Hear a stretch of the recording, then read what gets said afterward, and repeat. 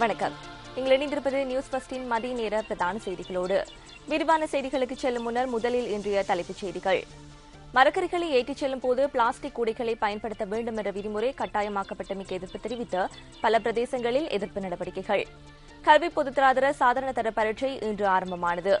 இந்திய தலைநகர் புதுடில்லியில் இன்று காலை ஏற்பட்ட தீ விபத்தினால் 100க்கும் மேற்பட்ட குடிசைகள் எரிந்து நாசம். தொடர்வன உள்நாட்டுச் செய்திகள். மரக்கறிகளை ஏற்றிச் செல்லும் போது பிளாஸ்டிக் கூடைகளை பயன்படுத்த வேண்டும் என்ற விதிமுறை நேற்றிரவு முதல் கட்டாயமாக்கப்பட்டமைக்கு எதிர்ப்பு தெரிவித்து பல பிரதேசங்களில் எதிர்ப்பு நடவடிக்கைகள் இடம்பெற்றன. தம்புதேகம பகுதியில் விவசாயிகள் சிலர் மேற்கொண்ட எதிர்ப்பு நடவடிக்கையின் காரணமாக அனுராதபுரம் குருநாகல் வீதியினூடான வாகன போக்குவரத்து தடைப்பட்டது. எதிர்ப்பு நடவடிக்கையில் ஈடுபட்ட விவசாயிகள் மரக்கறிகளை கொண்டு வீதியை மறைத்துள்ளதாக எமது பிராந்திய செய்தியாளர் கூறினார். மரக்கறிகளை எடுத்து செல்லும் போது பிளாஸ்டிக் கூடைகளை பயன்படுத்த வேண்டியது நேற்று நள்ளிரவு முதல் கட்டாயமாக்கப்பட்டமைக்கு எதிராக இன்று காலை இந்த எதிர்ப்பு நடவடிக்கை ஆரம்பிக்கப்பட்டதாக அவர் தெரிவித்துள்ளார். இதனால் கொழும்பு மேனிங் சந்தைக்கு கொண்டு வரப்படுகின்ற மரக்கறிகள் விற்பனை செய்ய முடியாமல் குவிந்து வைக்கப்பட்டுள்ள காட்சியே இது. குறித்த கூடைகள் இன்மையால் மரக்கறிகளை கொண்டு வரும் லொரிகளை போலீசார் கைப்பற்றியதை அடுத்து இந்த நிலைமை ஏற்பட்டுள்ளதாக வியாபாரிகள் சுட்டிக்காட்டுகின்றனர். 2-3 தடவைகள் கலந்துரையாடல்களை மேற்கொண்டோம். இதில் உள்ள கஷ்டங்களை தெளிவுபடுத்தினோம். இருப்பினும் நேற்றிரவு இதை கட்டாயமாக்கியுள்ளனர். சில லொரிகளை இடையில் நிறுத்தி அவர்கள் மீது வழக்கு தாக்கல் செய்துள்ளனர். சில லொரிகளை விடுவிக்கவும் இல்லை. குறைந்தளவு மரக்கறி லொரிகளே மேனிங் சந்தைக்கு வந்துள்ளன. பெருமளவில் மரக்கறிகள் இன்றைய தினம் நாசமடைந்துள்ளன. சிலருக்கு மரக்கறிகளை ஏற்றி செல்லும் லொரிகளுடன் நீதிமன்றத்துக்கு செல்ல வேண்டிய நிலை ஏற்பட்டுள்ளது. இதேவேளை பல பிரதேசங்களில் இருந்து மரக்கறிகளை ஏற்றிச் சென்ற பல லோரிகளை போலீசார் தடுத்து நிறுத்தியுள்ளனர். பாலியகுட பிரதேசத்தில் கைப்பற்றப்பட்ட 16 மரக்கறி லோரிகள் தற்போது நவலோக மைதானத்தில் நிறுத்தி வைக்கப்பட்டுள்ளன.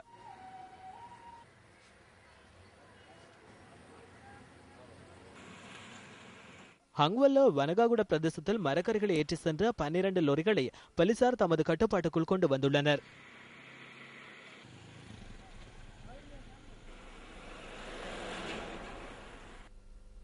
கல்வி பொதுத்தராதர சாதாரண தர பரீட்சை இன்று ஆரம்பமானது. 3920 நிலையங்களில் பரீட்சை நடைபெறுகின்றது. இம்முறை 5,32,000 பரீட்சார்த்திகள் சாதாரண தர பரீட்சையில் தோற்ற தகுதி பெற்றுள்ளனர். இதில் 3,85,000 பேர் பாடசாலைகள் மூலம் பரீட்சைக்கு விண்ணப்பித்தவர்கள் என அறிவிக்கப்பட்டுள்ளது. பரீட்சைக்கு சமூகம் அளிக்கும் போது பரீட்சை அனுமதி பத்திரம் மற்றும் அடையாள அட்டை என்பவற்றை பரீட்சார்த்திகள் கட்டாயமாக எடுத்து செல்ல வேண்டும் என பரீட்சைகள் ஆணையாளர் நாயகம் தெரிவித்துள்ளார். பரீட்சை நிலையங்களுக்கு கொண்டு செல்ல தடை விதிக்கப்பட்டுள்ள எந்த ஒரு பொருளையும் மாணவர்கள் எடுத்து செல்லக்கூடாது என அறிவுறுத்தல் விடுக்கப்பட்டுள்ளது.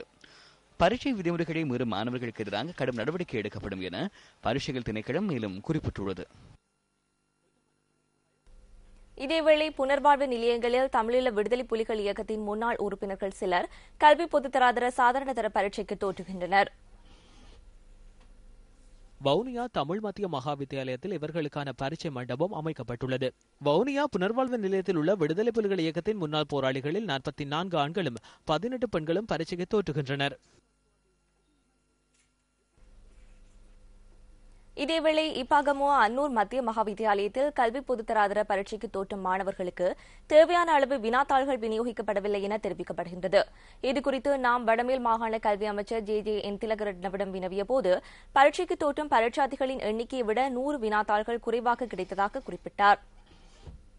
பரீட்சார்த்திகளுக்கு தேவையான அளவு வினாத்தாள்கள் அண்மையில் உள்ள பரீட்சை நிலையம் ஒன்றில் இருந்து பெற்றுக் கொள்வதற்கு முயற்சித்த போதிலும் அந்த முயற்சியை பயனளிக்கவில்லை என அவர் குறிப்பிட்டார். பரீட்சைகள் ஆணையாளர் நாயகத்தின் ஆலோசனையின் பேரில் குறித்த வினாத்தாள்களின் போட்டோ பிரதிகளை மாணவர்களுக்கு வழங்கியதாகவும் அவர் குறிப்பிட்டார். வினாத்தாள்களை போட்டோ பிரதி எடுப்பதற்கு காலதாமதம் ஏற்பட்டமையினால் மாணவர்களுக்கு மேலதிக நேரத்தை வழங்கியதாக மாகாண கல்வி அமைச்சர் குறிப்பிட்டார்.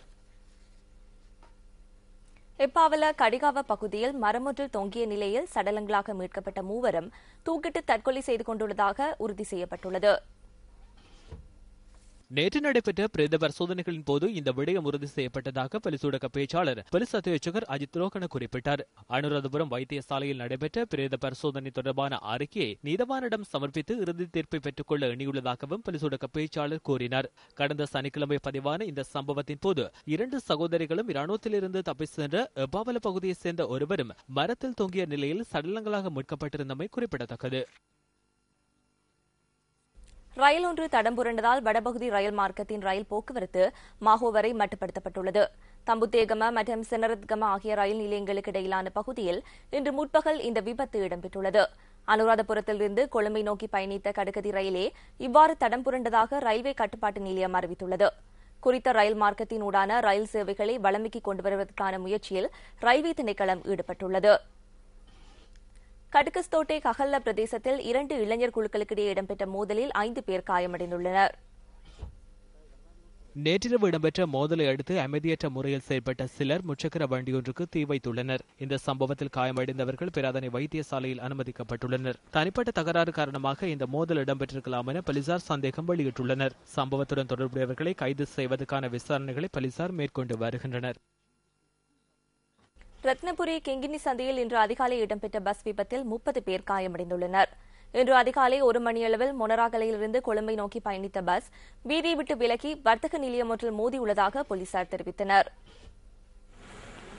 பஸ்ஸில் ஏற்பட்ட தொழில்நுட்ப கோளாறே இந்த விபத்துக்கான காரணம் என்பது தெரியவந்துள்ளது. விபத்தில் காயமடைந்தவர்கள் ரத்னபுரி ஆதார வைத்தியசாலையில் அனுமதிக்கப்பட்டுள்ளனர்.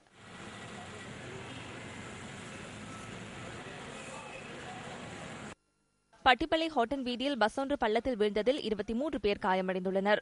நேற்று மாலை 6 மணியளவில் இந்த விபத்து இடம்பெற்றுள்ளதாக போலீஸ் ஊடக பேச்சாளர் அஜித் ரோஹன தெரிவித்தார். வரக்காப்பலிலிருந்து ஹோட்டன் சமவெளியை பார்வையிடுவதற்கு சென்ற குழுவினரே விபத்துக்குள்ளாகியுள்ளனர். காயமடைந்தவர்கள் சிகிச்சைக்காக நுவர்லியா வைத்தியசாலையில் அனுமதிக்கப்பட்டுள்ளதாக போலீசார் தெரிவித்தனர். கட்பெட்டி பிரதேசத்தில் மீனவர்கள் ஆர்ப்பாட்டம் ஒன்றில் ஈடுபட்டுள்ளனர். தடை செய்யப்பட்ட வலைகள் பயன்படுத்தப்படுவதற்கு எதிர்ப்பு தெரிவித்து மீனவர்கள் ஆர்ப்பாட்டத்தில் ஈடுபட்டதாக எமது பிராந்திய செய்தியாளர் தெரிவித்தார்.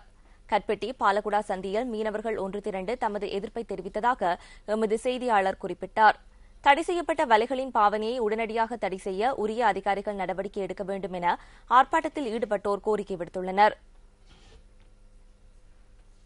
விளம்பர இடைவெளியின் பின்னர் செய்திகள் தொடரும்.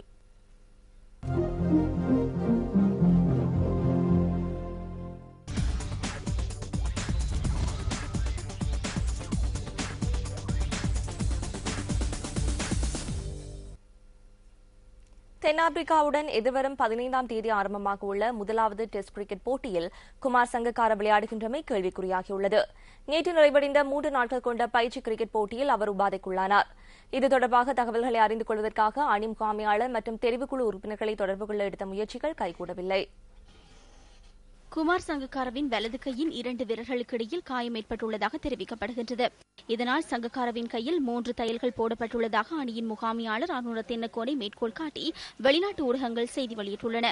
துடுப்படுத்தாடக்கூடியதாக இருந்தாலும் பூரண குணமடையும் வரை தாம் விளையாட தயாரில்லை என குமார் சங்கக்கார கூறியதாக தகவல்கள் தெரிவிக்கின்றன. குமார் சங்கக்காரவினால் முதல் போட்டியில் விளையாட முடியாமல் போனால் எதிர்வரும் 2 தினங்களுக்குள் மாற்று வீரர் பெயரிடப்படுவார் என முகாமியாளர் அனுர தென்னக்கோன் கூறியதாகவும் தெரிவிக்கப்படுகின்றது. இத்துடன் நமது மதிய நேர பிரதான செய்திகள் நிறைவு பெறுகின்றன. நமது மணித்தியால செய்திகளை 2:25 எதிர்பாருங்கள். வணக்கம்.